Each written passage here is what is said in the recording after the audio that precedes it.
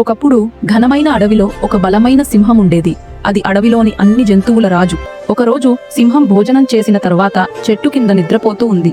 ఆ సమయంలో ఒక చిన్న ఎలుక అక్కడికి వచ్చింది. ఆటలాడుతూ సింహం శరీరం మీదకి ఎక్కింది. సింహం ఒక్కసారిగా మెలకువ వచ్చి, ఎవరు నన్ను లేపింది అని గర్జించింది. ఎలుక భయంతో వణికిపోతూ, క్షమించు రాజా, మళ్ళీ ఇలా చెయ్యను అని వేడుకుంది.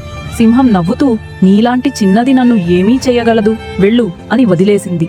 కొన్ని రోజులు గడిచాయి. ఒకరోజు సింహం వేటగాళ్ల ఉచ్చులో చిక్కుకుంది. అది బిగ్గరగా గర్జించింది, కాని ఎవరూ సహాయం చేయలేదు. ఆ సమయంలో ఆ చిన్న ఎలుక అక్కడికి వచ్చింది. అది సింహాన్ని గుర్తుపట్టింది. వెంటనే తన పదునైన పళ్లతో తాడు కొరికి సింహాన్ని విడుదల చేసింది.